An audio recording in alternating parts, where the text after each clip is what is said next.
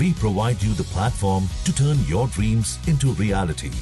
Give wings to your aspirations with KR Mangalam University.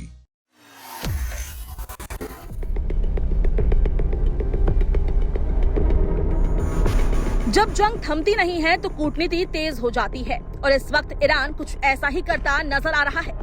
एक देश से दूसरे देश तक दौरे, लगातार बैठकों का दौर और हर कदम के पीछे एक बड़ा संदेश। अमेरिका और ईरान के बीच तनाव थमने का नाम नहीं ले रहा। शांति वार्ता अधर में लटकी है और इसी बीच ईरान के विदेश मंत्री वहां पहुंच गए हैं जहां अमेरिका सोच भी नहीं सकता था। अब्बास अराक्ची रूस पहुंचे हैं।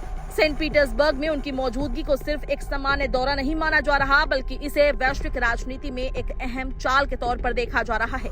बताया जा रहा है कि अराक्ची की मुलाकात रूस के राष्ट्रपति व्लादिमीर पुतिन से हो सकती है। ये बैठक ऐसे समय में हो रही है जब अमेरिका के साथ बातचीत की कोशिशें धीमी पड़ गई है और दोनों देशों के बीच अविश्वास बढ़ता जा रहा है। दरअसल अराक्ची पिछले कुछ दिनों से लगातार कूटनीतिक मिशन पर हैं। वो पहले ओमान गए, फिर पाकिस्तान पहुंचे और अब रूस में हैं। इन दौरों के जरिए ईरान क्षेत्रीय और वैश्विक सहयोगियों के साथ अपने रिश्तों को मजबूत करने में जुटा है। वहीं पाकिस्तान में अमेरिका और ईरान के बीच दूसरे दौर की बातचीत होनी थी, लेकिन ये योजना अचानक ठप हो गई।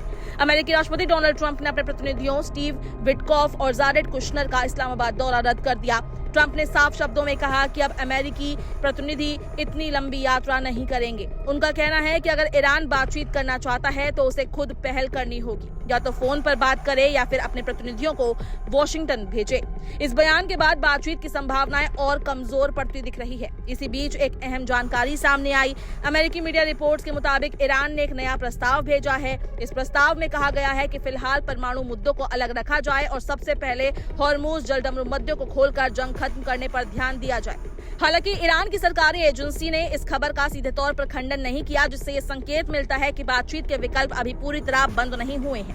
हॉर्मुज जलडमरू मध्य इस पूरे विवाद का सबसे बड़ा केंद्र बन चुका है। ईरान द्वारा इसे बंद करने के बाद वैश्विक सप्लाई चेन पर असर पड़ा है। तेल, गैस और उर्वरकों की आपूर्ति बाधित हुई है, जिससे अंतर्राष्ट्रीय बाजार में कीमतें तेजी से बढ़ी है।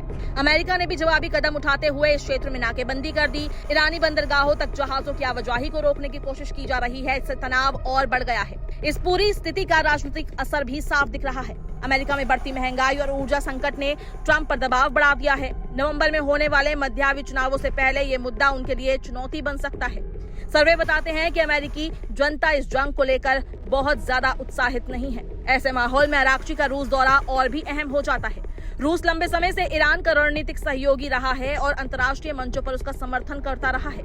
रूस की ओर से भी अमेरिका के रवैये की आलोचना की गई है। वहां के अधिकारियों का कहना है कि दबाव और धमकी की नीति से समाधान नहीं निकलेगा, बल्कि बातचीत के लिए लचीलापन जरूरी है। मॉस्को में होने वाली बातचीत में हॉर्मुज जलडमरू मध्य, क्षेत्रीय सुरक्षा, कूटनीतिक समाधान जैसे मुद्दे प्रमुख हो सकते हैं। फिलहाल तस्वीर यही है। एक तरफ बातचीत के दरवाजे आधे खुले हैं, दूसरी तरफ शर्तें और सख्त हो रही है। ईरान अपने विकल्प तलाश रहा है, अमेरिका अपनी शर्तों पर अड़ा है और दुनिया इस टकराव के असर को झेल रही है। अब नजर इस बात पर टिकी है, क्या रूस के जरिए कोई नया रास्ता निकलेगा या फिर ये कूटनीतिक दौड़ सिर्फ दबाव बनाने का एक और तरीका बनकर रह जाएगी।